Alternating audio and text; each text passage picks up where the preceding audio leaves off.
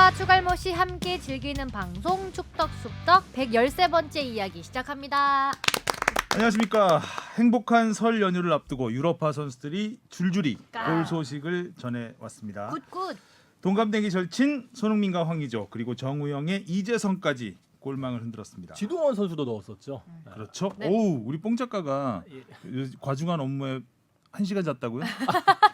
아주 뭐 한두 시간 자니까 행복합니다. 너무 총기가 넘칩니다. 오늘. 아, 일할 수 있는 것의 행복함을 매우 그러니까. 크게 느끼고 있어요. 그러니까요. 그러니까 앞으로 잠은 인생에서 없는 것으로 네. 삭제. 눈 뜨고 사는 것으로 끝까지 새벽에도 손흥민은 많이 잔다고 하던데. 네, 보라치 동원까지 골망을 흔들었고요. 네. 자, 오늘은 유럽파 소식과 함께 전지훈련 취재를 다녀온 하송룡 기자의 취재 후기도 들어보겠습니다. 안녕하십니까, 주영민입니다. 안녕하세요. 주시은입니다. 안녕하세요, 박진영입니다. 안녕하세요, 하성룡입니다. 자, 먼저 우리 하송룡 기자가 사과를 먼저 해야 될 것 같습니다. 네? 지난주에 하나 틀린 거 있잖아요. 아, 이정찬 기자한테 딱 걸렸습니다. 뭐였죠? 제가 그 대학 이름. 질문에서 이제 왜 흑인 감독이 많이 없냐라는 거에서 이제 한 대학교의 논문을 인용해서 열심히 설명을 설명하셨잖아요. 대학교 이름이 틀렸더라고요. 아니 그 러프 버러 대학, 영국의 유명한 스포츠 매니지먼트로 유명한 대학인데 러브대요. 그거를 제가 러브 대학이라고 발음을 아, 러블리. 사랑이 예. 넘치는 하블리. 그런 명문을 사랑이 넘치는 대학으로 만들어 너무 재밌어서 만들어서 내용이. 죄송합니다. 사과를 네. 시켰습니다. 그것도 깨알로 캐치한 이정찬 기자가 대단하네요. 왜냐하면 이정찬 기자가 영국에서 유학을 했기 때문에 잘하시죠. 그 대학을 네, 잘 그쪽 알죠. 네. 굉장히 유명한 대학이거든요.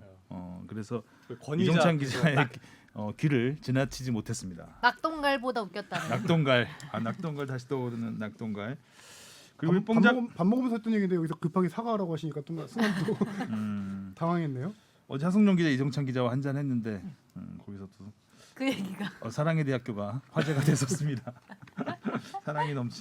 사랑이 꽃피는 대학교. 네. 그리고 뽕 작가도 사과하세요. 뽕 작가요? 대본이 녹음 10분 아, 전에 10분 나왔습니다. 전에 나왔어요. 따끈따끈하죠. 가장 핫한 소식들만 담기 위해서. 그 잠도 못 자고 했는데 대본을 대충 봤더니 오늘 알차요. 아, 접니까? 그동안 잠자느라고 못했나 봐요. 자, 잠을 마감은 안 재우는 접으시고. 자, 댓글부터 가겠습니다. 네, 혼자 직관러님이 방송 끝에 7080 뭐라 하신 것 같은데 다음 주 녹음은 7080 라이브인가요?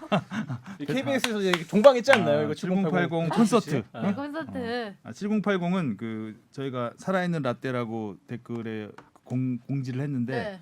그 대한축구협회 송기룡 심판실장님이죠. 예, 네. 심판실장이 거의 뭐 옛날 이야기들이 거의 컴퓨터처럼 다 기억하고 계신 분이라 네.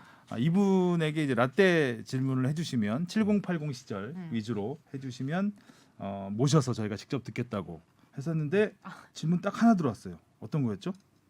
원팀 리더십 권유자님이 보내주신 거. 다음 거. 네. 헷갈림 주의. 저번에 김종혁 심판님은 후반전에 김인성 선수 나오면 쫓아가기 너무 힘들다고 말했는데 송기룡 실장님이 기억하는 역대 발빠른 선수는 누군가요? 이분은 어렸을 적 기억나는 선수가 변병주 선수 정도라고 하시네요. 질문이 하나 들어와서 저희가 송기룡 실장님을 모시려고 했는데 이거 하나 물어보고 돌려보낼 수가 없어서 저 질문을 모아서 그러니까요. 네. 차곡차곡 정립한다. 네, 네, 좀 몇 정립해야 될것 개 같아요. 최소한 한 4-5개 정도는 돼야 특집으로 분량이 나오지 않을까. 그래서 일단 요거는 저희가 킵 킵하는 걸로 하겠습니다. 다음은요. 기다려 주시고요. 축덕님이 처음으로 보는데 재미있네요. 뽕 작가와 얘기하면 더 추울 텐데. 크크. 이건 뭐죠? 읽어주신다면 축덕으로 부탁드려요. 이게 아마 댓글을 축덕으로 네, 닉네임을 닉네임을 그죠? 아마 이걸로 읽어달라고 부탁을 하신 것 아. 같은데. 뽕 작가랑 아시는 사이인가? 어떻게 더 추웠다는 걸 아시죠? 그러게요. 그죠? 추가 댓글 처음으로 보는데 그죠? 본능적으로 바로 아는 거니까 초반에 말하는 것만 좀 들어보면은 이 사람 이런 사람이구나. 그때 김종혁 심판님도 바로 아셨잖아요. 그렇긴 했죠. 금방 인식이 가능한 성품. 그리고 추가 댓글을 또 달아주셨어요. 드디어 우리 손흥민 선수의 득점이 터졌습니다. 하지만 토트넘은 손케 듀오 아니면 안 되는 팀이 되어버렸네요. 하여튼 케인이 돌아와서 손흥민까지 살아나니까 생각보다 빨리 돌아왔어요. 무리뉴의 그 뻥카가 정말 믿을 수가 없어요 이제. 깜짝 놀랐어요. 빠른 몇 주, 회복인 몇- 건지. 열흘 진짜. 만에 돌아왔죠. 거의. 그러니까 몇 주 정도 걸린다고 했는데 이거 더 빨리 돌아와서 다행이긴 한데 그렇습니다. 오늘 라떼 코너는 킵하기로 하겠습니다. 스킵이죠. 네. 설 연휴 휴업. 그래서 바로 질문으로 가보겠습니다. 무엇이든 물어보세요. 앙. 네, 윤 실장님이 보내주셨는데요. 한동안 못 들었는데 오래간만에 다시 듣게 되네요. 요새 이적 시즌이라서 이적 관련 뉴스와 유튜브 영상들이 많아서 그거 챙겨보고 있습니다. 축덕숙덕 패널들은 이적설 이야기만 나오면 다들 움츠러드시네요. 요즘 그런 시대 지났습니다. 과감하게 썰 방송해주세요. 뭐가 그리 두렵습니까? 제가 드릴 이야기는 이건 아니고요. 강수일 선수 관련 질문입니다. 요 며칠 강수일 선수 관련 뉴스가 나오네요. 원 소속 구단인 제주 구단에서 징계를 풀어줘서 현재 국내 복귀 타진 중이고 광주에서 테스트도 받고 있다는 뉴스가 나왔네요. 이 방송이 나올 때쯤엔 어떻게 마무리가 되어 있을진 모르겠지만 강수일 선수 복귀 관련해선 팬들 사이에서도 의견이 분분합니다. 저는 강수일 선수의 고등학교 시절 모습부터 보아와서 꽤 좋아했던 선수였습니다. 지난 시절 연이은 안타까운 소식 때문에 마음이 좋지 않았지만 그래도 본인이 축구의 끈을 놓지 않고 계속 뛰고 있었고 그동안 충분히 사과하는 모습도 보였기에 다시 국내로 돌아올 수 있는 발판이 마련된 것 같아 다행이네요. 라떼 코너로 해주셔도 되고 질문 코너로 해주셔도 좋습니다. 강수일 선수의 성장과 추락 그리고 그 후에 해외 리그에서의 모습 등등요. 그리고 패널 여러분들의 솔직한 심경을 알려주세요. 축덕숙덕 특유의 논란에서 한 발 빼는 입장 표명은 4절입니다. 그러니까 축덕숙덕 특유의 논란에서 한 발 빼는. 특유의 논란에서 한 발. 논란에서 한 발 빼는 뭐 과감하게 썰 방송해 주세요. 뭐가 그리 두렵습니까?라고 말씀을 하셨는데 두렵죠. 가짜 뉴스라는 거를 굉장히 경계를 하고 저희는 네. 그냥 썰을 방송으로 하는 거는 저는 그래도 기자가 할 일은 아닌 것 같다라는 생각이 들고요. 그냥 뭐 갑론을박하면서는 얘기를 할 수 있겠지만, 그러니까 품격인 것 같아요. 저는 방송의 품격이지 않을까. 아, 저희 고품격이었나요? 그렇다고 고품격까지는 아니지만 저품격이 돼서는 안 되잖아요. 그렇죠. 그러니까 전문용어로 쌈마이가 돼서는 안 된다라는 게 약간 제 신조이기도 하기 때문에 뭐 이렇게 한 발 빼고 이런 게 아니고. 확실하지 않으니까 얘기하지 않는 거고요. 뭐 이런 특유의 그러니까 논란이 있을 때 저희들 의견은 다 얘기하지 않았나요? 그죠. 이적설 관련해서는 저희가 확실하지 않기 때문에 이건 아직 믿지 마시라. 뭐 이 정도까지는 말씀을 드렸던 것 같고 일단 제 개인적인 강수일 선수에 대한 의견을 말씀을 드리면, 그러니까 저는 강수일뿐만 아니라 이런 논란들이 있었잖아요. 강정호 선수도 음주 운전으로 해서 결국은 선수 생활을 접을 가능성이 높아졌는데 저는 윤 실장님하고 의견을 같이 합니다. 저도 징계를 받았고 과거의 잘못은 그 대가를 치렀잖아요. 그러면 돌아올 수 있는 기회를 줘야죠. 그러니까 전과자는 그러면 평생 전과자로만 살아야 되느냐? 그 사람들도 회개하고 다시 일어설 수 있는 기회는 줘야 된다라고 생각을 하거든요. 그렇기 때문에 강수일 선수도 어려운 그 시기를 보냈고 자기가 그만한 대가를 치렀다고 생각이 되기 때문에 저는 문을 열어줘야 된다라고 생각을 합니다. 저도 비슷한 생각인데요. 이 당시에 따라오지 말고 좀. 특유의 논란에서 특유의 나를 따라오는 입장 표명은 사절하겠습니다. 예. 할까요? 네. 거두절미. 떠들어라 너는. 저기 자격정지 징계를 2년 받았었어요. 그때 약물 복용으로 해서 원래 연맹에서 15경기가 출전 정지 징계를 내렸다가 그거를 너무 가볍다 해서 6개월인가 내렸었거든요. 근데 피파에서 이것이 또 너무 가볍다 해가지고 CAS에 제소를 해서 아마 2년 징계를 내렸던 걸로 제가 기억하고요. 그래서 징계는 2년 뒤에 끝나고 근데 문제는 이제 징계를 받는 과정에서 또 음주운전이 걸렸던 게 있었죠. 그래서 징계를 풀린 다음에 이 선수는 일본 2부 리그랑 태국 리그에서 계속 뛰었었어요. 그래서 지금 만약에 테스트를 받고 있는 구단에 입단을 하게 된다라고 할 경우에는 음주운전에 따른 징계를 돌아와서 또 받아야 됩니다. 지금 음주운전 징계가 10경기 출전 정지거든요. 받아야죠 당연히. 그래서 돌아오게 될 경우에도 10경기를 일단 못 뛰게 되고요. 저도 복귀에 대해서 뭐 굳이 반대하진 않는 입장인데 아까 주영민 선배가 처음에 얘기했듯이 이미 징계를 다 받았고 그 벌을 치렀으니 돌아온 데는 크게 뭐 문제는 없다라고 생각을 하되 그 진정한 사과는 좀 필요하다라고 보여지는 게요. 당연하죠. 예.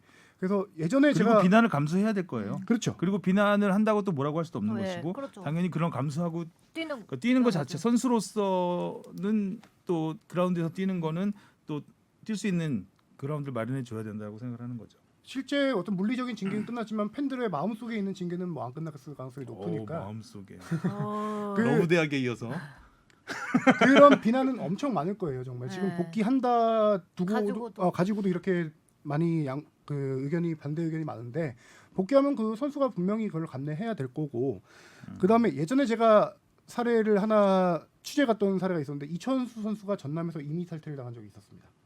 그때 임의 탈퇴를 풀기 위해서 많은 노력을 했고 실질적으로 광양 홍구장에 와서 경기 전에 구단 그 관중석을 돌아다니면서 팬들에게 진짜 90도 인사하면서 한 바퀴 돌았던 기억이 있거든요. 그리고 구단 관계자들에게도 사과하고 코칭 스태프에게 다 사과하고 그게 당시 이슈가 됐어요. 2010년대 맞아요. 초반 정도였던 예. 것 같은데 진정성을 보여줄 수 있는 그런 사과는 분명히 선행되어야 된다. 만약에 복귀를 한다면은 저 그렇게 생각합니다. 저는 약간 생각하는 건 이 법 감정이 좀 많이 바뀌지 않나 그런 생각 갖게 되는데 이게 옛날에 음주운전이 좀 비일비재했잖아요. 많이 했었고 근데 요 근래는 이제 음주운전에 대한 심각성도 많이 늘었고 만약에 음주운전이 아니라 성 관련 범죄라든지 혹은 뭐 승부조작에 관련된 범죄라면은 거의 뭐 당연히 그거는- 퇴출이 되겠다고 그건 다르죠. 생각하- 저도 그 말씀을 하거든요. 드리려고 했는데 그러니까 모든 징계에 대한 처벌을 다 받았다고 해서 이게 다 뭐 기회를 줘야 된다는 입장은 아니고요. 말씀하신 대로 그러니까 사회적으로 도저히 용납되지 않는 그런 그 범죄들이 있잖아요. 그런 범죄를 저질렀다면 그거는 선수 뭐 기회도 주지 않겠지만 그런 범죄면은 영구제명이죠. 예, 그렇죠. 예. 영구제명이고 돌아올 이제 가능성이 예. 돌아오게 열리지가 않죠. 조금 이렇게 죄질에 따라 다르긴 하지만 맞습니다. 그래서 뽕 작가는 저는 사실 그래서 강정호 선수도 옛날에 그렇고 이번에 강수희 선수 같은 경우에도 음주운전은 일단 제가 생각하기엔 좀 매우 심각한 범죄에 가깝고 더군다나 당시에 저는 그 조수석에 계셨던 분과 자리를 바꿔치려고 했다는 걸 그쵸? 들었었거든요. 그죠. 그래서 그런 부분에서는 특히 또 프로 선수는 팬들의 사랑을 받아야 되잖아요. 이게 팬이 있기 때문에 프로 선수가 있는 건데 과연 팬들의 마음에 이렇게 들 수 있는 이렇게 마음을 돌릴 수 있는 그런 죄질인가 거기에 대해서는 좀 의구심이 들지 않나. 네. 그래서 반대한다는 거. 한 발 저는- 뺀다는 거예요, 아니면 반대한다는 저는 거예요? 한 발 빼겠습니다. 자신이 없거든요. 우리 축덕숙덕의 이미지가 여기서 생긴 겁니다. 한 발을 뺍니다 저렇게. 뭐 그냥 보겠습니다.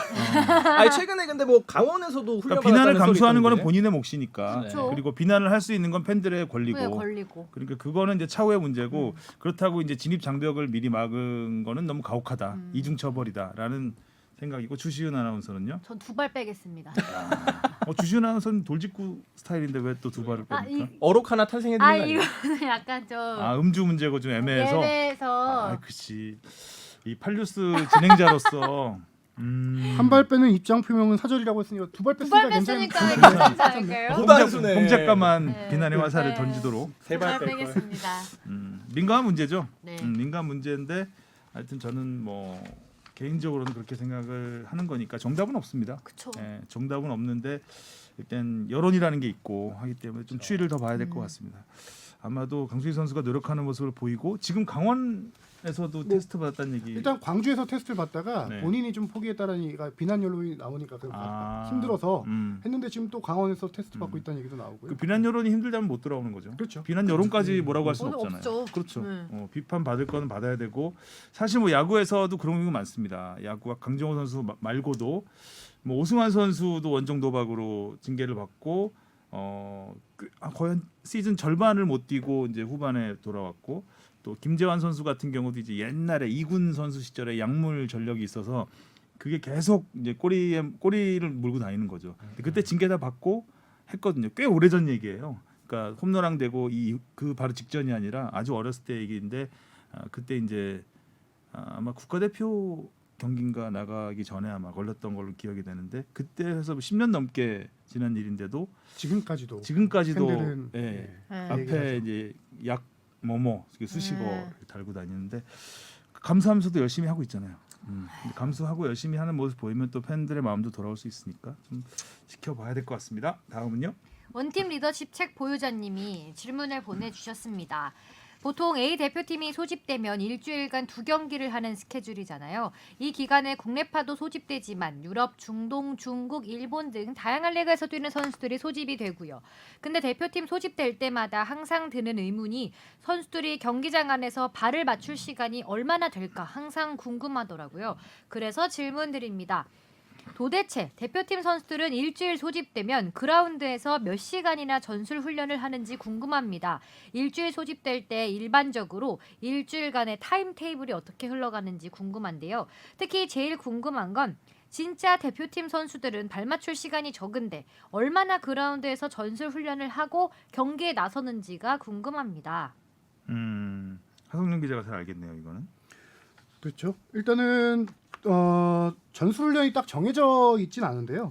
모든 훈련은 일단 하루에 한 번씩 하는데 1시간에서 1시간 반 정도 합니다. 그리고 평균적으로 전술 훈련은 첫 경기가 열리기 전까지 한 2, 3회 정도 진행이 되는데 뭐 그것도 감독 스타일에 따라 다르겠죠. 그래서 제가 타임테이블을 말씀드리면은 월요일 날 선수들이 소집이 돼요.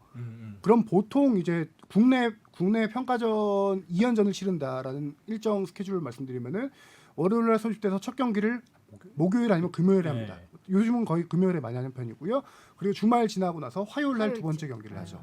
그러면 한 열흘 정도 소집되는 건데 월요일 날 소집될 때 문제가 뭐냐면은 K리그든 해외파든 다 주말 경기를 뛰고 들어온 경우가 많다는 거죠. 그러면은 월요일 새벽에 경기 치른 선수들 해외파들은 화요일 날 소집되게 돼요. 그럼 월화는 거의 회복 훈련에만 집중한다. 그렇게 봐야 되고요. 금요일 날 첫 경기가 열린다라는 기준으로 보면은 그럼 제대로 된 전술 훈련은 수요일 날 처음으로 열리게 되는 거죠. 그럼 거의 그리고- 바로 경기네요. 그렇죠. 그리고 목요일 날은 벼락치기. 항상 경기 전날 기자회견이 있고 그다음에 그 경기가 치러지는 경기장에서 그 잔디 적응 훈련이라고 해서 거기서 실질적으로 1시간 반 정도 훈련하는데 그때가 제대로 된 베스트 11으로 전술 훈련을 하게 되죠. 비공개니까. 그렇죠.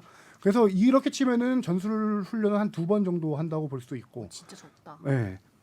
그리고 질문이 잘린 것 같은데 뭐 선수들이 외박 얘기도 잠깐 있었던 것 같은데 보통 벤투 감독 스타일 같은 경우는 그렇게 금요일날 경기 치르고 나면은 그날 저녁에 외박을 주는 경우도 있고요. 다음날 오전에 회복 훈련을 일찍 하고 그다음에? 오후에 그렇죠.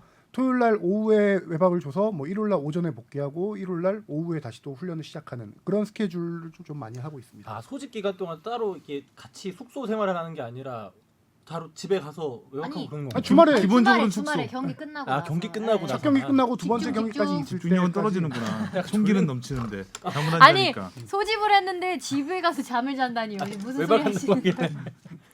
그게 무슨 소집이야. 아, 제가 지금 출근이지. 외박하고 자야 되겠네. 무슨 소리 하시는 거예요? 자, 축덕 녹음 끝나고 제가 외박을 드리겠습니다. 다음 질문 갈게요.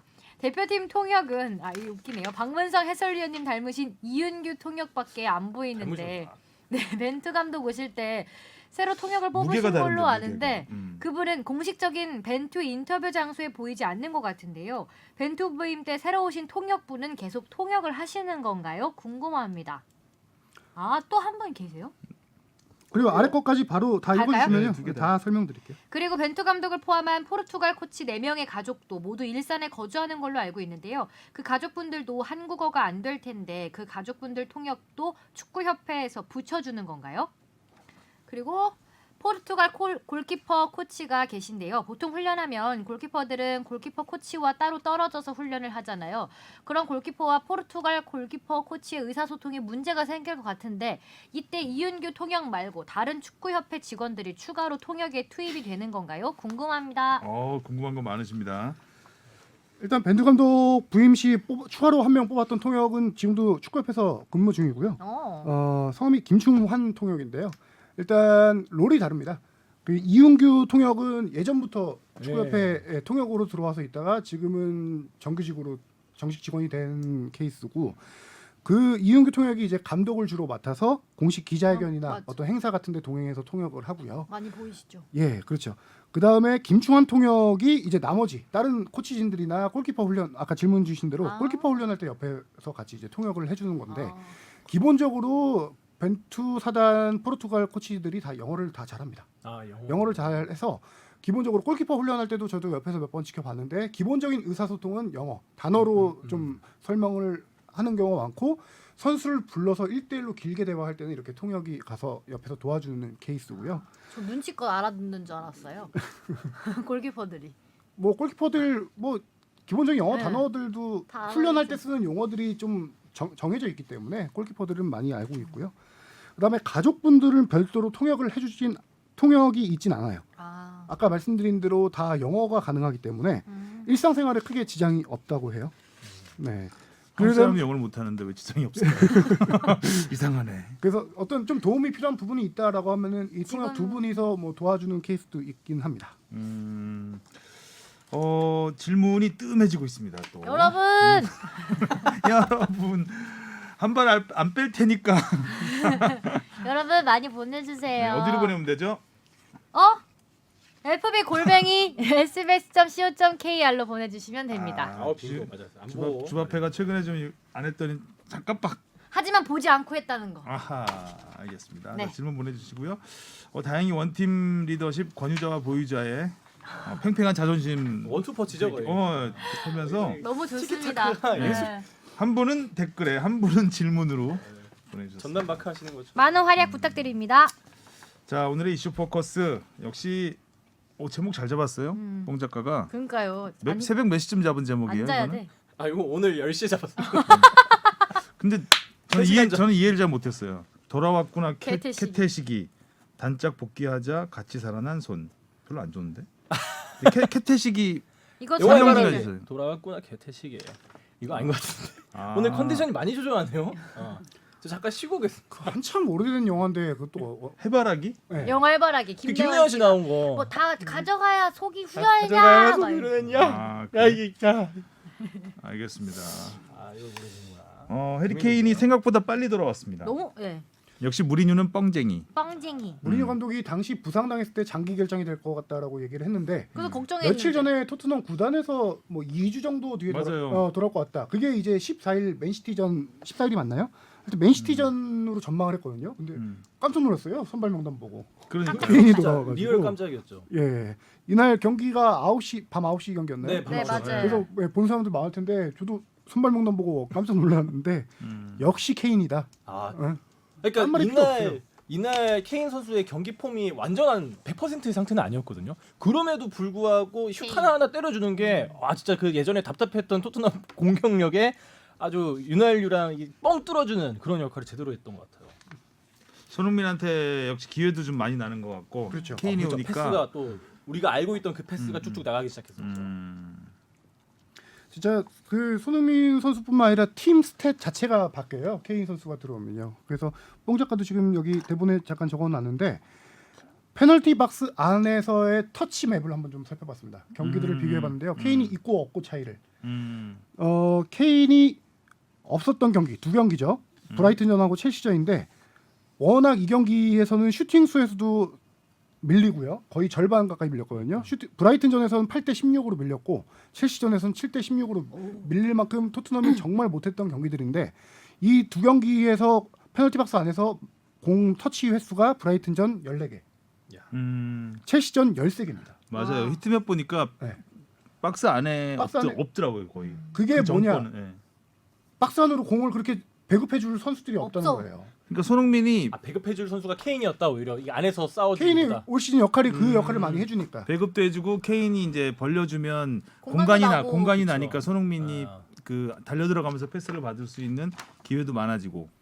근데 이제 웨스트브롬 물론 이제 약팀이긴 하지만 그렇죠. 확실히 그 전과는 완전히 다른 모습. 웨스트브롬하고 뭐 브라이튼하고 순위는 비슷하잖아요. 약팀. 브라이튼 당시 그다음에 리버풀 죽겠어요. 아니 브라이튼 붙었을 당시 17인가 그랬잖아요. 그렇죠. 근데 이 같은 팀 그래도 첼시전하고 조금 비교 힘들지만 브라이튼하고 웨스트브롬 이번에 비교해 보면은 페널티 박스 한 터치가 25번이었어요 이번에. 14개에서 25개로 늘었고 손흥민 선수가 브라이튼전에서 단 2개뿐이었습니다. 페널티 박스 안에서 공을 만진 경우가. 들어가지 네. 못했구나. 이번에는 웨스트브롬전에선 4개로 늘었고요. 케인이 무려 7개를 했습니다. 케인 우와. 원맨 팀이 그러니까 케인이 페널티 박스 안에서 공도 많이 받고 밖으로 나올 때는 공을 안에서 많이 뿌려주고 그런 역할을 정말 많이 한다는 거죠. 멋있다. 그래서 케인이 있고 없고 차이를 보면은 소니의 뛴 거리 아니 소니래. 제가 적어놓은 대로 읽었네요. 손흥민의 뛴 거리도 좀 차이가 나는데요. 웨스트 브롬전에서 손흥민이 9.14km를 뛰었습니다. 네, 첼시전에선 9.89km를 뛰었어요. 엄청 더 그렇죠. 케인이 없는 만큼 더 뛰어야 뛰었어야 되는데 돼. 우리 지난주에도 잠깐 얘기했지만 효율성이 좀 떨어진다. 그렇죠. 그런 얘기를 했잖아요. 첼시전에서 스프린트가 18회, 이번에 웨스트 브롬전에서는 스프린트가 21회. 네, 스프린트 횟수가 좀 더 많아졌고요. 근데 뛴 거리가 적다 보니까 톱 스피드는 늘어. 손흥민 선수가 스프린트하는 톱 스피드는 발음이 안 되네요. 톱 스피드는 늘었습니다. 원어민인 줄. 다 이상해. 오늘 휴방에서 다 어색했어, 다 톱 어색했어. 스피드가 설 왜 앞두고 다들 이상하지? 약간 왜? 뭔가 정신 상태. 탑 스피드. 어제 과음 후유증. 톱 스피드. 아직도 속이 안 좋네요. 첼시전에서는 31km 정도 나왔는데 이번에 웨스트 브롬전에서는 33.39km. 오. 낙동갈에 이어서. 낙동갈. 오늘 탑 탑 스피드가 스피드. 너무 러브 대학도 없나요? 톱스피드가 얼마라고요? 31? 3. 첼시전 때 31.15. 거기서 33. 웨스트 브롬전에서는 33.39. 그러니까 딱 띄워줄 때 2km 이상. 제대로 빨리 띄워줬다는 얘기네요. 그렇죠. 그리고 첼시전에서 스프린트는 어떻게 보면 훨씬 쓴다는 느낌이 드는 스프린트가 많았죠. 그러니까 심지어 수비 가담하는 스프린트도 많아요. 그렇죠. 거꾸로 뛰는 것도 있고 그리고 길고 한번 뛰면 네. 그러니까 중앙선부터 뛰어야 되는 뭐 이런 경우도 많았고 그러니까 순간적인 스피드를 발휘하기가 쉽지는 않았던. 아마 이번 경기에 톱 스피드 33.39km가 나왔던 시점이 골 장면이 아닐까 싶어요. 아, 뒤에서부터 70m 뛸 때. 예, 70m 뛸 야 때. 진짜 빠르더라. 그때 뛸 때 손흥민 선수의 표정을 보면은 야 이래도 안 줄 거야. 야 안 줘. 뭘 안 줘. 이 눈빛으로 그 골을 간절하게 바라는 게 느껴졌어요. 자기도 이제 그 이거를 모라가 내가 참- 해야 되겠구나. 잘 만들어졌죠. 모라. 네. 모라도 아주 돌파가 대단했고 아주 오랜만에 손흥민다운 골을 봤습니다. 네. 우리- 손흥민 선수 인터뷰가 인상적이었어요. 이런 골을 넣기 위해서는 200m를 200m. 뛰겠다. 음, 물론 뭐 어떤 선수의 의지 이런 거 나가겠다는 보여주는데 얘기죠 경기장을? 그렇죠. 200m 뛰려면은 아니면 경기장 왔다 밖에서라도 갔다 해야 뛰어야겠다. 되는 거고. 그 200m 뛰고 나면은 진짜 슈팅할 힘도 안 남을 것 같긴 한데. 그것도 안 진실로 했으니까. 받아들이면 어떡하나. 아하, 과음 후유증. 예. 케인이 토트넘이고 토트넘이 케인이다. 홍 작가가 잡은 제목이 아니라 이거는 얘기한 거죠. 손흥민의 인터뷰에 있던 말 아닌가요? 뭐 어디 기사 제목 뺏겨왔습니다. 너무 깊이 생각했구나 내가. 무리뉴 감독 체제에서 케인이 뛸 때 승률이 52.6%, 케인이 없을 때 승률이 30%밖에 안 되나요? 차이가 많이 나네요. 무리뉴 감독 체제. 이건 또 어디서 베껴온 거예요? 기사 내용 긁었습니다. 확실한 거죠? 네네. 네. 근데 우리가 주목할 점은 케인이 없다고 손흥민 선수가 부진하다 이 이슈인데요. 포체티노 감독 시절에는 그렇죠. 케인이 없을 없을 때 때 손흥민 잘했죠. 선수가 더 골 많이 넣고 잘했다라는 분석도 있었거든요. 근데 그때는 이제 에릭센도 있었고 그렇죠. 또 요렌테라는 네. 그 탑스피드 말고 원톱 뭐죠? 큰 친구. 장신 타겟 타겟형 타겟형 골잡이가 나 있었는데 큰 친구라고 했어. 큰 친구 맞아요. 큰 친구. 작은 친구와 큰 친구. 과음 후유증 지금. 큰 친구. 오늘 근데- 그냥 맨 앞에 음주 방송이라서 써. 난 음주 안 했어. 오늘 제목은 죄송합니다. 난 근데- 안 했어. 이제 차이가 뭐냐면은 그때하고 구성원도 조금 달라졌지만 무리뉴 감독의 전술이에요. 무리뉴 감독의 전술에서 케인이 차지하는 비중이 그만큼 크다는 거죠. 손흥민 선수가 케인이 없다고 부진한다라기보다 케인이 들어올 때 그만큼 제기양 뭐. 맞네요. 없을 때 부진한 게 맞네요. 얘기하다 보니까 그만큼 케인이 정말 큰 역할을 지금 토트넘 무리뉴 감독의 전술에서 하고 있다.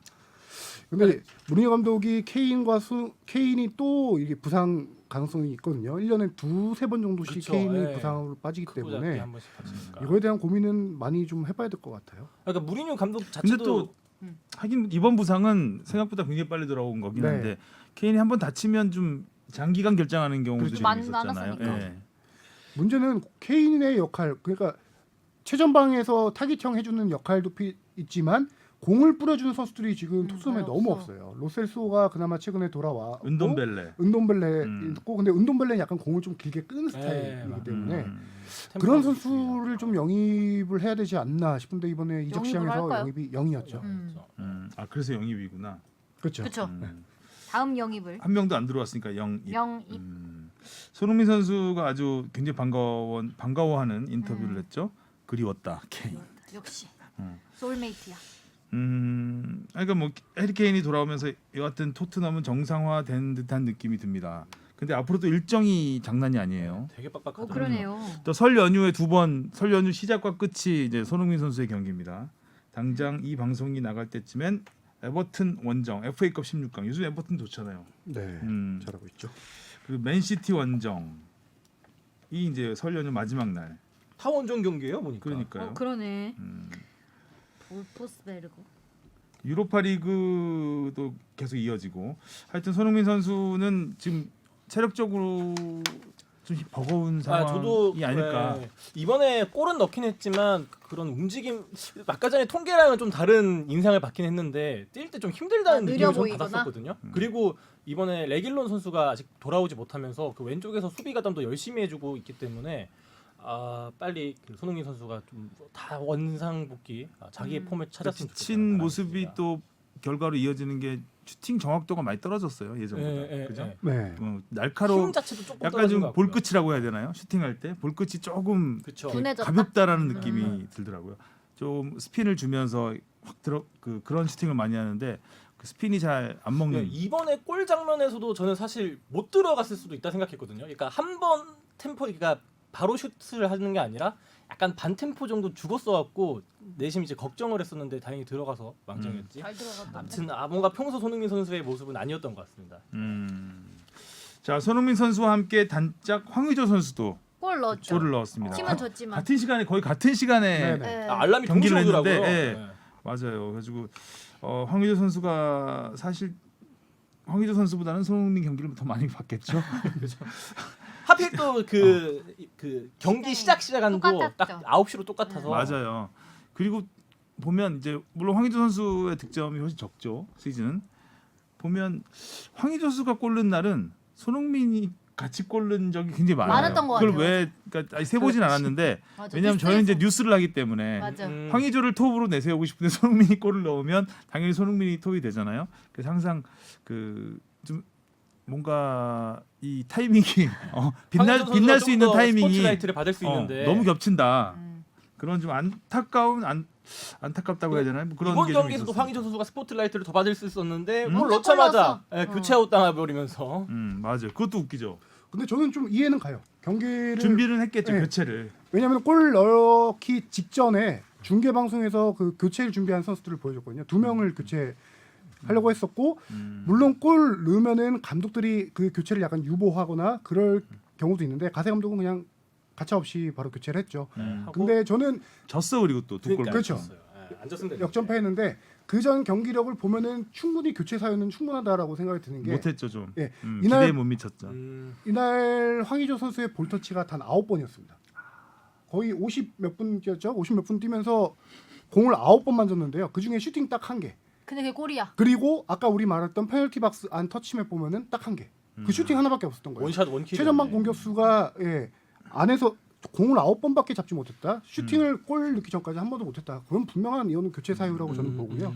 경기력이 좋지 않아서 저는 이해하는데 아까 말한 대로 골 넣으면 감독들이 어라 하면서 그 교체를 다시 좀 생각해 좀 여유를 둘 수 있죠. 좀 더 그렇죠. 볼 수 있죠. 근데 네. 거의 세리머니 끝나자마자 나가. 네, 그리고 근데 자연스러웠어요. 골 세레머니 하면서 하고 자연스럽게 바로 받고 나가는. 네. 그러니까 황의조 선수가 얼마나 그 제가 봤을 때 좀 안타깝냐. 골을 넣었는데도 주목 잘 못 받고. 이 뽕 작가 여기 대본에도 없어요. 없어. 예. 왜 당연히 뺐어? 나는 손흥민 다음에 황의조가 있을 거라고 나도 아까 생각했는데 보면서 없어가지고. 황의조를 지웠습니다. 이번에 전 오늘 우리나라 분량이 너무 선수들이 많은가 했거든요. 골을 너무 많이 터뜨려줘 갖고 이게 누구를 좀 더 셀렉트를 해야 될까? 누구한테 조금 더 이 빛을 줘야 될까? 한 분 더 계시지 않았습니까? 지금 뭐 독일에서. 하시는 거예요? 뭐 하시고 반발 빼시는 겁니까 지금 또? 스버스 스포츠에서는 리그 경기 하는데 여기서 또 뺐어. KBS에서는 분데스리가를 자 다음 KBS의 분데스리가 넘어가 볼까요?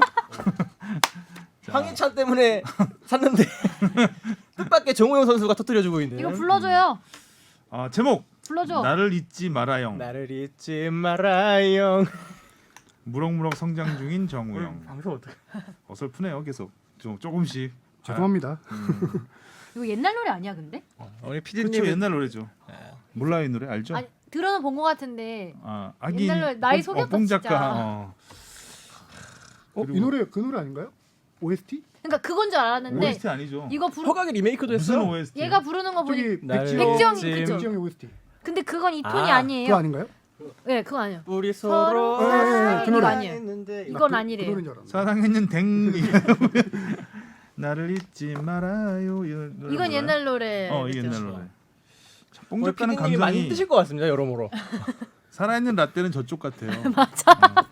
연세가 어떻게 되십니까, 라떼님? 지금 밀크티 라떼 먹고 있었거든요. 아, 뭐야? 오늘 최악이다 최악. 자. 자, 설 새로 가면 안 돼요. 좀 정우영으로 넘어갑시다. 네. 네. 분데스리가. 기다리고 있어요 지금 네. 정우영 독일로 선수. 넘어갑시다. 정우영 선수가 그 시즌 초반만 해도 거의 기회를 못 잡고 있었는데 그쵸. 그러니까 정확히 얘기하면은 네. 개막전에 선발로 나왔습니다. 아? 근데 그 경기에서 워낙 보여준 게 없었어요. 음. 그래서 감독이 두 번째 경기부터 선발로 안 세우고 교체로 조금씩 내보내다가 한참 기회 못 봤다가 최근에 이제 주전 측면 공격수인 살라이라는 선수가 1월 20 며칠 날 부상을 나옵니다. 이런 부상 때도 이런 당하면서- 타이밍이 딱 와줘야 돼. 그렇죠. 기회가 왔을 이제 때. 기회가 왔고 지금 3경기 연속 선발로 나와서 이렇게 이번 되게 멋있게 넣었던데.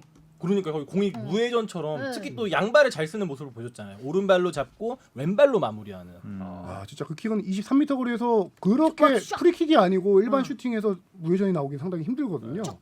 의도를 하고 당연히 무회전이었는데 의도를 하고 차야 되는 케이스인데 거기서 그를 시도를 한다는 게 이 나이 때 그렇게 할 수 있다. 되게 여유롭다? 아니 여유롭다는 표현은 좀 아닌 것 같고 겁이 없는 거죠. 약간 너무 좀 멋있었어요. 과감했다. 과감하죠. 과감했다. 이게 그러니까- 경기 감각이 확실히 또 중요하다고 느껴지는 게 저는 사실 이게 분데스리가를 따로 찾아서 보지는 않았으니까 마지막 정우영 선수의 이미지가 남아 있는 게 그 지난 1월이었죠. 작년 1월. 김학범 감독님. 네, 김학범 어. 감독님 U23 나갔을 때 사실 되게 그때 실망 많이 했잖아요. 막 그죠? 또 주변 동료 선수들이 되게 잘해주면서 정우영 선수가 기회를 많이 기대했지. 잃었었잖아요. 그런 모습을 보면서 또 맞아. 그때 느꼈던 게 약간 좀 경기력이 떨어져 있는 그러니까 감각이 많이 떨어져 있고 자신감도 떨어져 있는 그런 모습이 인상에 남았었는데 요 근래 이렇게 자꾸 선발 기회도 잡고 골을 터뜨려주고 이번에 특히 골 장면은 그런 여유로움도 어느 정도 보여주면서 이건 아니라니까 과감한. 과감함을 보여주면서 과감함. 과감한 톱 스피드 해봐. 저희 그냥 오늘 발음 수업을 해야 되는 게 맞네요. 과감한 탑 스피드. 죄송합니다. 정확합니다. 흑역사 방송 남는 그러니까 정우영 선수가 그 역시 어린 선수답게 네. 슈팅 타이밍도 굉장히 빨라요. 그러니까 주저 없이 때리더라고요. 그래야 돼요? 네, 그러다 보니까 좋은 결과로 이어지고 있는데 저는 이번 경기를 정리하고 싶은 게 이번 경기가 정우영 선수가 가장 제대로 이제 뛴 보여준, 경기였고 제대로 잘 보여준 경기고 저는 다재다능함을 보여줬다. 다재다능 여러 번의 고비가 있습니다. 다재다능은 그렇게 어렵지도 않은데. 약간 낙동갈 시리즈 이렇게 어록짝 나오면 좋고 다재다능 다재다능합니다. 녹음 전날은 술 안 먹는 걸로. 예. 그 다재다능함이 뭐냐면은 심지어 약간 이런 별명도 생긴 것 같아요. 압박 장인이다. 압박장인. 그러니까 진짜- 진짜 많이 뛰었죠. 경기 내내 전방 압박을 정말 강하게 했고요. 정우영 선수의 압박으로 시작된 그 역습 찬스도 엄청 많았어요. 맞아요. 그래서 거기에다가 힐 패스를 내줬는데 정우영 선수의 골 이후 두 번째 나온 것도 정우영 선수의 감각적인 힐 패스에서 시작된 공격이었거든요.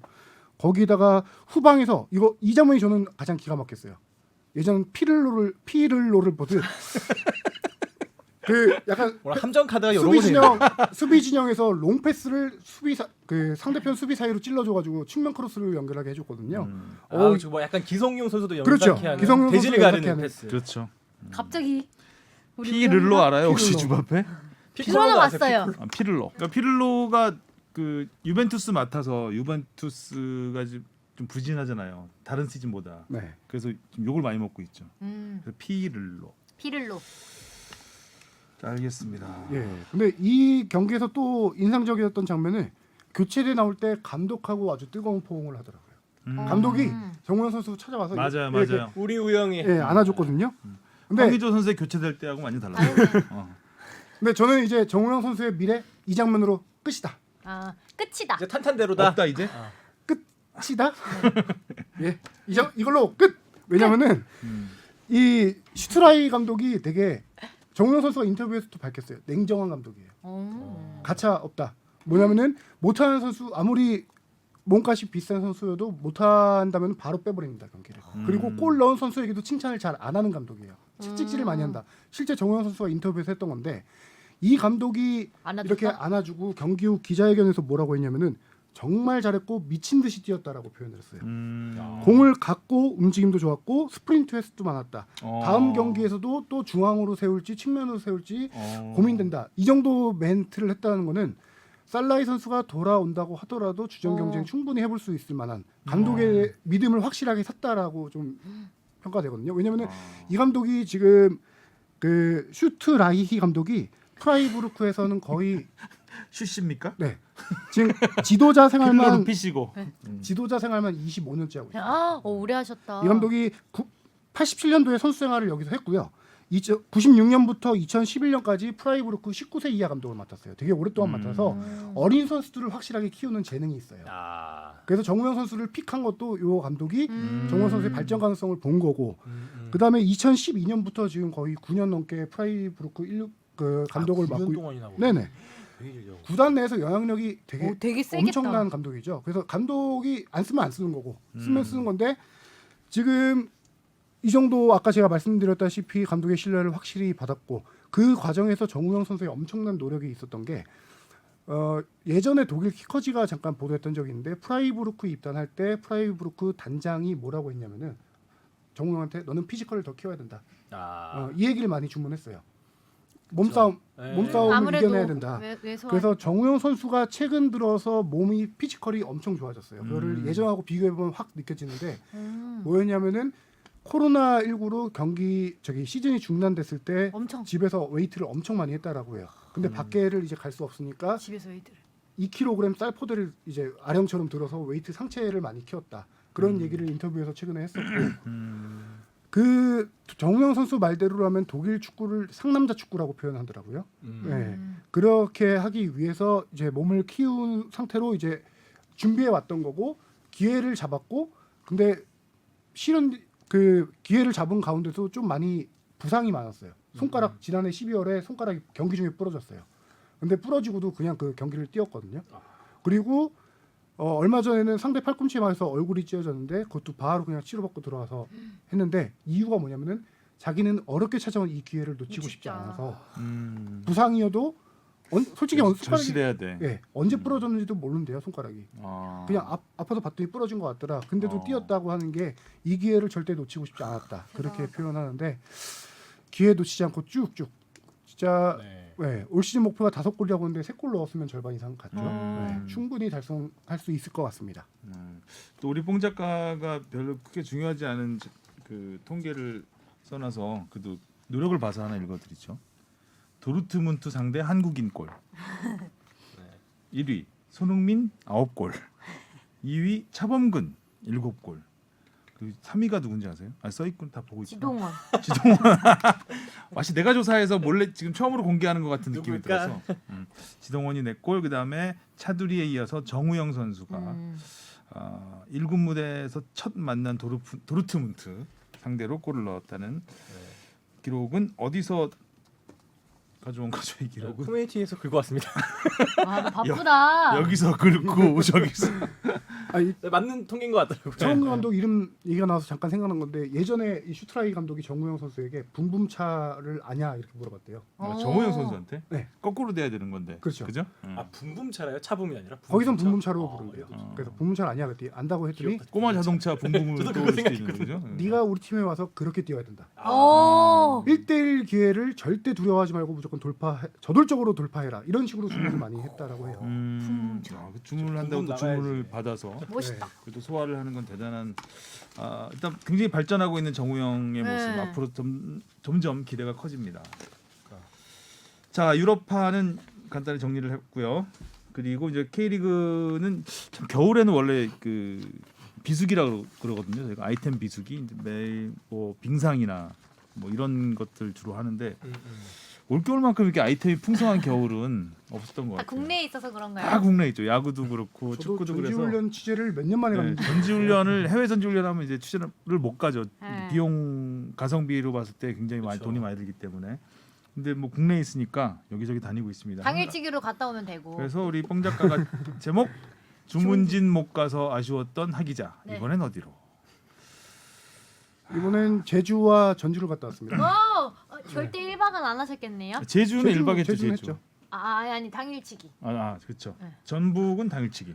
주신 아나운서도 감염된 것 같은데 지금 약간. 아니 전북을 약간 1박 2일 가고 싶어 하더라고요. 아 진짜요? 전북을? 그쵸. 왜요? 그러니까요. 맞들였지 약간. 제주. 자 먼저 제주 전북을 가장 최근에 갔다 왔죠. 그렇죠. 예, 당일치기로 갔다 왔는데요. 네. 아쉬움 한가득. 당일치기가 너무 웃겨. 예, 뭐 출장은 아니 취재는 당일치기죠.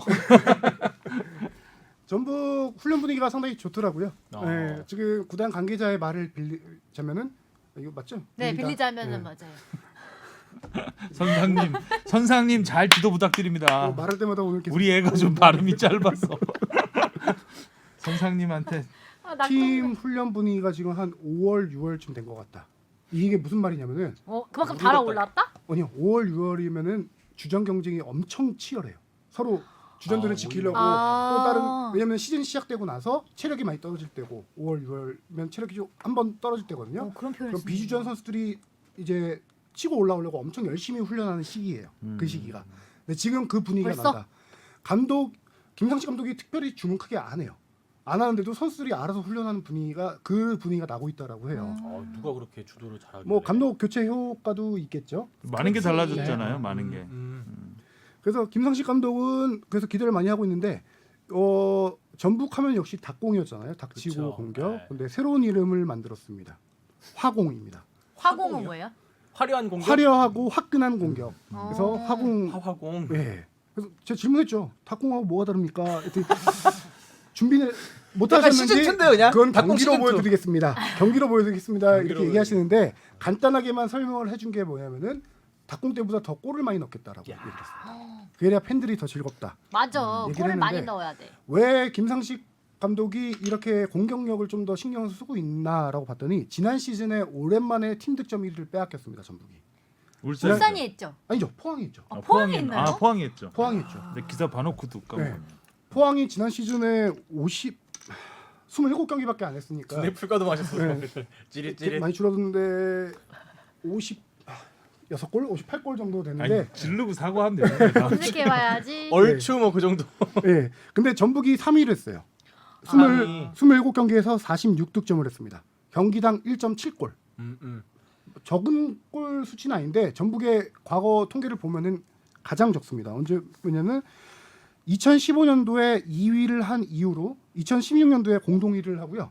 16, 17, 18, 19 4년 연속으로 팀 득점 1위를 기록했어요. 전북이. 이 기간 동안 거의 1.89, 1.97, 1.92 두 골에 가깝네. 거의 두 골에 가깝거든요. 당시 닭공의 위력을 회복하고 그 이상으로 가겠다라고 해서 올 시즌 목표가 경기당 2골 이상입니다. 김상식 감독의 목표가요. 경기가 화공. 2골 이상이요? 그래서 화끈한 공격을 하겠다. 이런 의미고요. 뭐 근데 세 골 먹히면 어떡하지? 야, 아유.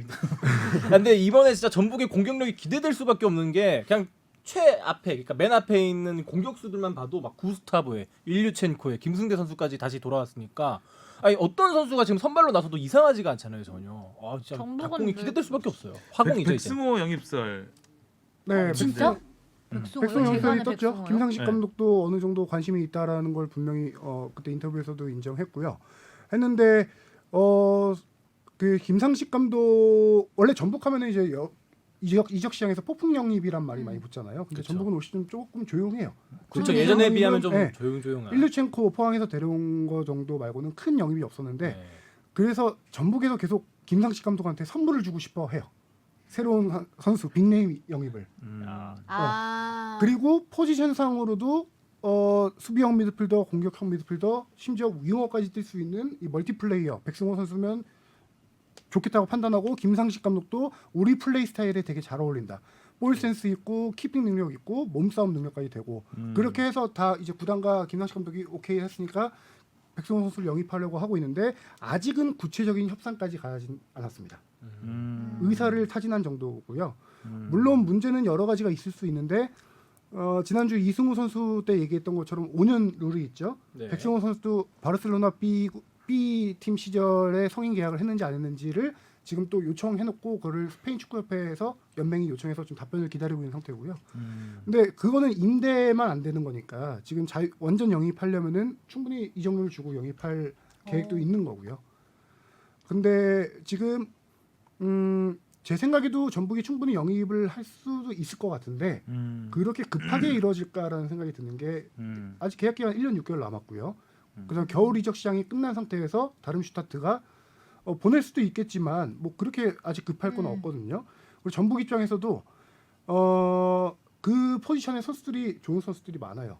그렇죠. 공격형 미들필더로 치면은 이승기, 쿠니모토, 김보경 선수가 있고요. 많다. 수비형 미드필더는 포항에서 돌아온 최영준 선수 있고 뭐 최보경 선수도 위로 올라가서 쓸 수도 있고 그 자리에 정혁 선수도 있고 많이 있거든요.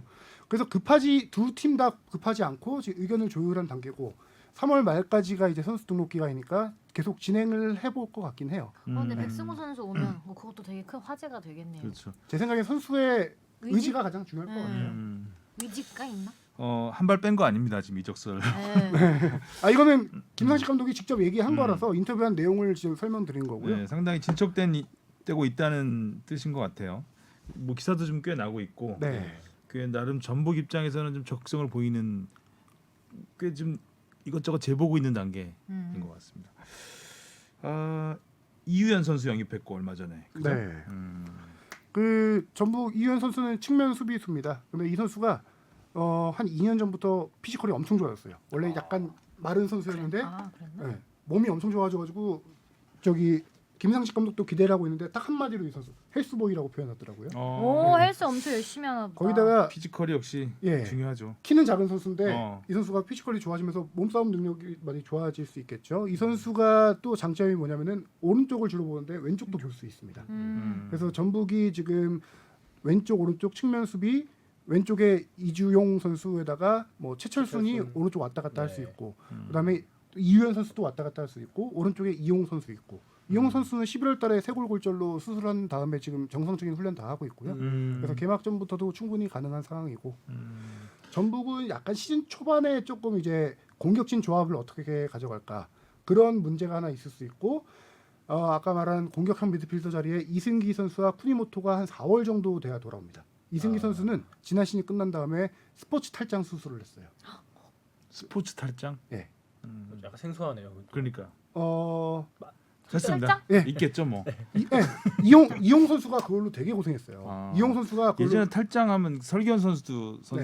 현역 시절에 그걸로 고생했다는 얘기를 들었었는데. 이용 선수가 2번 수술했는데 실패해서 독일 가서 3번째 수술 받고 와서 그게 한참 탈장 부진했던 수술이에요? 지지난 시즌인가 그랬어요. 음. 네, 그 수술을 이승기 선수가 지금 해서 음. 지금 러닝까지는 하고 있더라고요. 그래서 4월 달 정도에 복귀할 것 같고 쿠니모토는 그때 마지막 경기였나? 발 골절 부상이었죠. 그렇죠. 네, 그래서 일본에서 재활을 하고 있고 조만간 들어올 예정이고 바로 선수도 지금 자가격리를 이제 시작합니다. 그래서 개막전 때는 완벽한 스쿼드가 좀 갖춰지기 힘들 가능성이 있죠. 전북은. 또 송범근 골키퍼는 이훈재 코치한테 야, 이 PK 특강. 케미가 괜찮더라고요. 아 진짜요? 네, 둘이 같이 기대돼요 그 모습. 약간 무서워서 찍소리 못 할 것 같은데 저 같으면. 근데 의외로 이훈재 골키퍼가 네. 좀 재밌으실 것 같아요. 재밌어요. 재밌고 부드러워요. 생각보다. 선수 시절 때하고 같아요. 확실하게 달라진 게 뭐냐면은 저 인터뷰하고 이렇게 선수들한테 말 건 거 볼 때 박찬호 선수가 생각났어요. 엄청 많더라고요. 투머치 토커 느낌으로 쉴 새 없이 그냥 쏟아내시는데 그럼 정글의 법칙을 가셔야 되겠네요. 한번 넣으시죠. 케미가 괜찮은 게 손범근 선수 너무 좋아해요. 왜냐면은 이 선수가 내가 롤 모델 거의 없는 편인데 롤 모델이었다. 이훈재 선수가. 그 전부터. 네, 97년생이라 2002년 한일 월드컵은 그렇죠. 솔직히 잘 네. 기억을 못 한대요. 영상으로만 돌려보고 하는데 2006년 독일 월드컵을 직접 현장에 갔대요. 손범근 현장에 선수가 가서 그 어릴 직관을. 때. 네. 그때도 미쳤었죠. 직관하고 어떤 그 자기랑 스타일이 되게 비슷하다고 느낀대요 많이.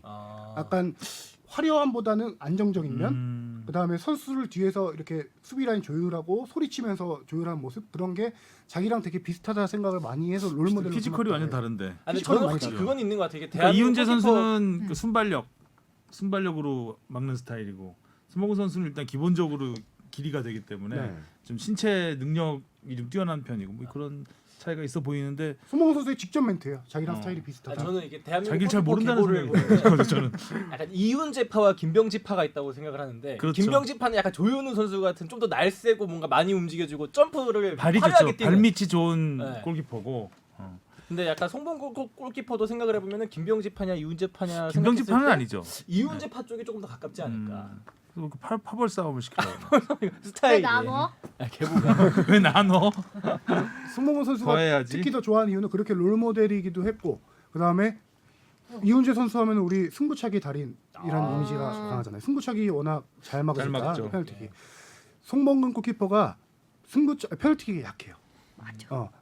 그 스탯은 많지 않은데 한 3년 번 동안 막았다면서요 지금 데뷔해서. 3년 동안 8번 리그 경기에서 8번의 PK 페널티킥 중에서 한 번 막았습니다. 아. 그게 2년 전 FC 서울을 상대로 막았던 네. 경기인데요. 그래서 페널티킥 막는 법을 본인도 저기 약점이라고 생각을 해요. 그거를 직접적으로 배울 수 있게 되니까 너무 좋다는 거예요. 그래서 간단한 팁을 좀 달라. 우리 카메라 있는 데서 다 이렇게 둘이서 모아놓고 얘기를 했는데 간단하게 정리하면 이훈재 골키퍼 코치가 얘기한 거는 공 보고 뛰어라. 저는 팁이랄 게 저거. 인터뷰를 들었는데 인상적이었던 거는 골대를 잡으려 그러지 마라. 골대를 잡을라. 그러니까 몸 무슨 말이냐면 너무 많이 뛰어가지고 골대를 내 손으로 골대를 터치할 필요는 없다. 어느 정도의 간격을 두고 그 안에서 순발력 있게 들어가는 얘기죠. 이게 그 공 보고 뛰어라 이 말과도 좀 일맥상통한 그래서 것 공을 같은 보고 게, 뛰어라죠. 예, 말이 제가 그걸 자세히 그러니까 무조건 나는 예상하고- 오른쪽 아니면 예. 왼쪽 해가지고 글로 몸을 날려서 하다 보면 골대가 닿겠죠. 근데 그러려고 오버하지 말고 공을 보고 뛰어도 공을 보고 뛰어도 된다 이런 얘기. 그게 뭐냐면은 근데 순식간에 오는데? 이론적으로 보면은 양쪽 골대 끝 쪽으로 들어가는 페널티킥은 줘라. 그 반응 속도가 따라갈 수 없어요. 과학적으로 음. 그건 무조건 먹히게 돼 있어요. 그래 그래서 여기 네. 야신준 구석으로 그래서. 차라고 하잖아요. 페널티킥은. 슛은 어디로? 골대 구석 야신 골대 구석으로. 그게 그렇게 배웠어. 제가 이 과학적으로 조금 설명드리면은 골대 쪽으로 들어가는 걸 시속 110에서 120km 사이로 페널티킥을 찬다라고 했을 때 0.3초 만에 도달하는데 골키퍼 반응 속도는 0.5초 정도 돼요. 그러면 과학적으로 이게 막을 수 없어요. 그것 때문에 골키퍼들이 미리 예측을 하고 한 방향을 선택해서 뛰는 거예요. 그러면 골대에 있는 것까지 막을 수 있기 때문에. 하지만 이훈재 코치 얘기는 그렇게 양쪽 골대로 가는 거는 과학적으로도 못 막는데 막지 마. 시원하게 골 먹어. 괜찮아. 다르다, 진짜. 이 잘 찬 입장이고, 거는 먹으라는 거죠. 그렇죠. 근데 상대가 애매하게 찬 거는 막으라는 얘기죠. 이 입장이고 공을 보고 뛰라는 의미는 공을 보고 자기 왼발 오른발 넓게 팔 벌렸을 때 2m 정도 되는데 그 무릎부터 허리까지 오는 2m 내의 거리는 무조건 막을 수 있다는 거예요. 공 보고 뛰면은 이야기 들은 게 그 안에 예전에 것만 막으라는 거예요. 지금 한성훈 기자가 그 SBS 축구팀의 골키퍼거든요. 그럼 뭔가 지금 굉장히 경험에서 우러나오는 자극을 굉장히 받았어요 지금. 저는 예측하고 미리 한 방향으로 뜁니다. 골대를 잡고 싶어합니다. 무릎 까지지 않나요? 골대는 나의 것. 아, 근데 이 얘기 들어서 그런지 옛날에 이윤주 골키퍼가 그 아시안컵에서 한일전 2007년 막았을 아시안컵 때 3, 4위전이었죠. 그때 갖다 그냥 어줍지 않은 공 잡고 막 마지막 골을 이렇게 하늘 위로 뻥 차버리는 그 그림이 오버로 딱딱 들어요. 정확해요. 딱 어줍지 않은 마지막 공을 그냥 막아버리는. 6대5 정도로 하여튼 6번째, 7번째 키커 정도 됐는데 다 넣었어요 앞에. 다 넣었는데 마지막 1번 키커의 찬 공을 그 똑같은 말한 방식대로 공 보고 뛰어서 막아놓고 그대로 공을 잡고 여유롭게. 진짜 하늘 높이 뻥 차버렸어요. 혓바닥 내리면서 야 이러면서 네, 그리고 선수한테 안겨서 이제 쓰러졌는데 그 이훈재 코치 말로는 그렇게 본인이 말한 대로만 하면은 5번 중에 2-3번은 그렇게 온다는 거예요. 그 위치로. 그래 네, 선수들이랑 그러면은 뭐 그것만 다 막으면 그렇잖아. 된다는 거거든요. 실제로도 또 이훈재 선수가 K리그에서도 그 페널티킥 선방률이 가장 높았던 걸로 네. 알고 있거든요. 네. 뭐 우리 다 그러니까 이제 아는- 골키퍼가 그 기본적으로 페널티킥이나 승부차기 할 때 미리 마음속으로 방향을 정하고 그렇죠. 하는 경우가 많잖아요. 네. 그러니까 그러지 말라는 거죠. 네. 슈팅을 보고 보고 뛰라는 거지. 그러니까 공을 보고 공은 당연히 봐야 되는 거고 그러니까 슈팅을 보고 슛을 보고 뛰라는 얘기죠. 그렇죠. 근데 갑자기 이 얘기를 들으니까 송범근 선수가 페널티킥 막는 걸 꼭 보고 싶네요. 그러니까 이번 시즌 뭐 갑자기 페널티킥을 기대가 유심히 확 올라가네. 전북 얘기를 너무 많이 했는데 자 짧으니까 포항과 수원 얘기. 서귀포로 가면 되겠네요. 자 한마디씩 좀. 제주는 1박. 제주는 1박을 했고요. 하루 포항, 하루 수원 이렇게 취재를 했죠. 하루 아닌가요? 수원 FC. 그 수원 FC. 네, 첫날 포항을 취재하고 다음 날 수원 FC 제가 취재했는데요. 이거 두 개 다 리포트를 했기 때문에 보신 분들은 잘 아실 것 같고 일단 포항이 상당히 분위기가 많이 달라졌을 것 같습니다. 1588이 해체가 되면서 그죠? 네. 아까 말했다시피 1588 여기 제가 적어놨네요. 팀 득점 56골. 네. 전부 그만합시다 이제. 아니, 포항. 포항. 포항 죄송합니다. 네. 1588이 56골에 68%인 38골을 합작했었습니다. 지난 시즌에. 근데 1588이 없어. 일류첸코가 19이었나? 하여튼 그 정도였는데 이 일류첸코 팔로세비치가 다 빠지고 오닐은 태국으로 이적했고요. 팔라시오스 남았는데 팔라시오스도 아직은 불투명합니다. 구단에서 그래요? 다른 구단에서 영입 제한이 좋은 조건이 오면은 포항은 보낼 수 있다라는 입장이고요. 네. 그런데 지금 아직 공식 발표는 나지 않았지만 포항에서 외국인 선수 3명을 지금 영입을 했는데 한 명은 호주 출신의 중앙 수비수고요. 그 선수는 오피셜 났고 그랜트. 네, 안난 선수가 이제 타시치와 크베시치라는 선수인데 치치라고 또 불리더라고 이게. 그렇죠. 타시치 선수에 대한 기대감이 상당하더라고요. 타시치. 김기동 포항 감독이 이 선수를 오래전부터 몇 년 전부터 봐왔던 선수예요. 그리고 이 선수 영입이 하다가 뭐 잘 안 맞아서 일류첸코를 영입했던 거였거든요. 아. 근데 이 선수가 일류첸코와 독일 2부 리그 디스부르크에서 한 팀 동료였어요. 그래서 일류첸코한테도 많이 물어봤는데 일류첸코가 뭐라고 했냐면은 나보다 더 좋은 선수다라고 했대요. 타시치. 예, 타시치 선수. 키 일류첸코 190cm? 피셜. 네? 맞아요. 일류첸코 피셜로 나보다 네, 더 좋은 맞겠죠? 선수다. 네, 키 192cm의 장신 공격수인데요. 골을 그렇게 디스부르크 시절에 많이 넣었던 선수는 아니고 우크라이나 연령별 대표팀 거쳤는데 성인 대표팀은 못 갔어요. 근데 이 선수 일류첸코도 근데 K리그 오기 전에 소속팀에서 골 많이 넣었던 선수가 아니에요. K리그 스타일과 얼마나 잘 맞는지 적응을 잘 하는지 여부인데 일루첸코 스타일의 골 많이 못 넣었다는 게 좀 그러네요. 그죠. 근데 이 선수가 의외네. 이제 장신 공격수지만 발기술이 상당히 저도 하이라이트 영상 봤는데 발기술이 좋은 선수더라고요. 적응만 잘하면 일류첸코 이상급의 선수도 되지 오. 않을까라는 포항이 기대감을 갖고 있고요. 김기동 감독님이 이런 외국인 선수도 워낙 잘 적응시키고 지난 시즌 팔라시오스도 좀 방황했을 때 여러 자리 다 써보면서 그 포텐을 더 키웠잖아요. 그렇죠. 예. 아마 잘 이렇게 팀에 적응시키게 만들지 않을까. 디스부르크에서 51경기에서 12골 넣었던 선수예요. 근데 일류첸코도 디스부르크에서 116경기에서 22골 넣었던 선수. 비슷하네요. 비슷하네요, 정말. 비슷하게 오히려 그렇죠. 비슷한데 이제 일류첸코는 3시즌인가 22골 넣었는데 K리그 와서 지금 22골이 넘었죠. 그 시즌 그러니까. 1년 반 동안. 그만큼 또 1588 조합이 좋았던 거일 수도 있겠고요. 네. 그다음에 크베시치 선수도 이 선수는 보스니아 헤르체고비나 선수인데 공격형 미드필더입니다. 근데 이 선수 경기장을 봤는데 프리킥이 좋더라고요. 오, 네. 프리킥 기대된다. 그 팔로세비치 역할을 그대로 해줄 수 있는 선수라는 생각이 들고요. 브레이킥. 예, 그렇게 해서 포항은 김기동 감독이 항상 김기동 감독이 팀을 잘 만들어요. 이 팀의 항상 문제는 시간이 좀 걸려요. 왜냐면 늦게 매 시즌 선수들 구성이 많이 바뀝니다. 그렇죠. 구단 사정이 이제 모기업 사정이 안 좋아서 선수를 계속 이적시켜야 되는 입장이기 때문에 그리고 약간 좀 몸값 싼 선수를 데려오는 입장이거든요. 그래서 시즌 초반보다는 후반기에 성적이 좋은 팀이에요. 지난 시즌에도 그렇고요. 그래서 약간 조금 팀을 빨리 얼마나 만드냐 이게 좀 관건이 될 것 같고 그 중심에 이제 연어들 제가 리포트를 했는데 연어들이 있습니다. 오범석 선수가 주장이에요.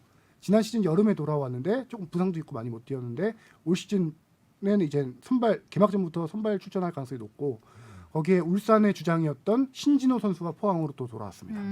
그리고 측면 수비수 강원에 있던 저기 신강호 선수가 돌아왔거든요. 그래서 그 연어 삼총사라고 해요. 그 선수들이 다 포항에서 K리그에 데뷔해서 30대 중반에 돌아온 거거든요.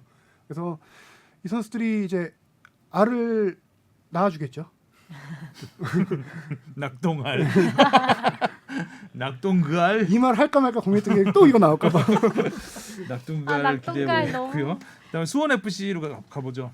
네, 수원 FC는 K리그원으로. 폭풍 영입. 진짜 수비진은 거의 국가대표급이에요, 그냥 진짜. 이게 19명 영입이 아직 끝난 게 아닙니다. 아직도요? 외국인 선수가 더 추가적으로 최근에 남았고요. 한 명 또 저기 전북에서 한승규 선수를 임대 영입 아직 공식 발표가 안 났던 걸로 알고 근데 있는데 거의 뭐 오피셜로. 네, 한승민 선수가 일로 와요. 이거는 제가 아는 게 확실하게 제가 월요일날 훈련 취재를 전주 갔다 왔는데 없었어요. 전날 인사하고 떠나는 것 같더라고요. 네. 임대 인생. 네, 그래서 수원 FC로 임대가 지금 거의 오피셜만 발표만 남겨두고 있는 상황이라 20명 폭풍 영입. 여기다 외국인 선수까지 하면 뭐 22명 정도까지. 플러스 아프. 그러니까 진짜 새로운 팀을 하나 창단한 거나 마찬가지네요. 이 정도. 그러네. 그러니까 완전 싹다 예전에 붙여서. 일부 리그 올라오자마자 바로 내려갔잖아요. 그렇죠. 그때가 굉장히 아팠던 거죠. 그러니까 다시는 그렇게 되지 말자. 근데 이 결단이 상당히 힘든 게 뭐냐면은 승격시켜 놓은 주역들을 다 내보낸다. 이게 그 진짜 냉철하지 않은 감독 아니면 하기 힘들거든요. 그렇죠. 근데 아까 말씀하신다시피 2015년에 첫 승격을 한 다음에 바로 그 다음에 떨어졌어요. 2부 리그로. 그 전철을 밟지 않겠다.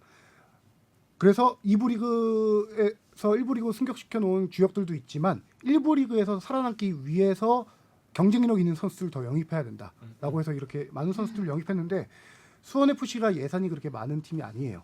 근데도 이 선수를 영입을 엄청 잘했어요. 왜냐면은 실질적으로 이적료를 주고 영입한 선수는 2-3명 정도밖에 안 됩니다.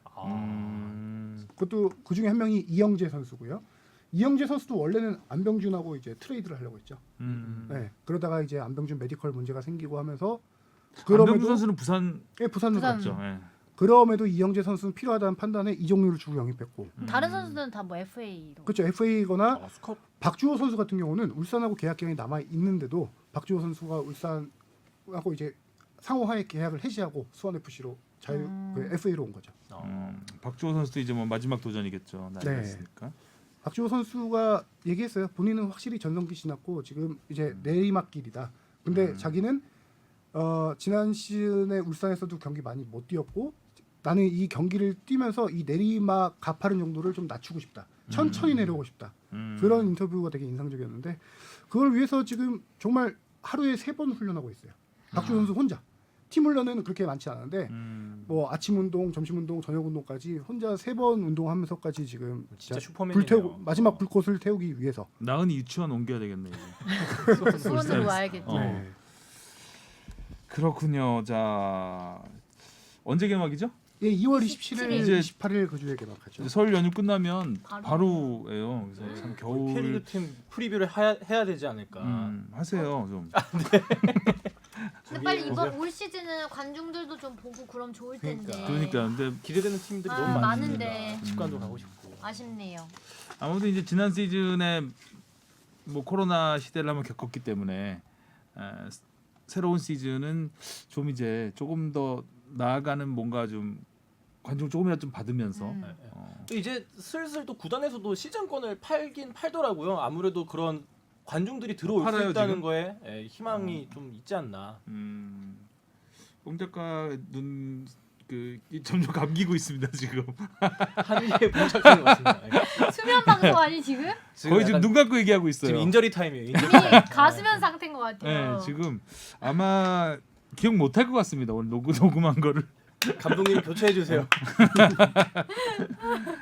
네, 오늘 그래도 하성룡 기자 사실 하성룡 기자도 오늘 벼락치기 했거든요. 어제 저와 진한 음주를 한 다음에 아까 점심 먹으러 해장하러 가자고 했더니 자기 이거 준비해야 된다고. 그래서 그래, 넌 준비해야지. 근데 점심 안 드셨어요?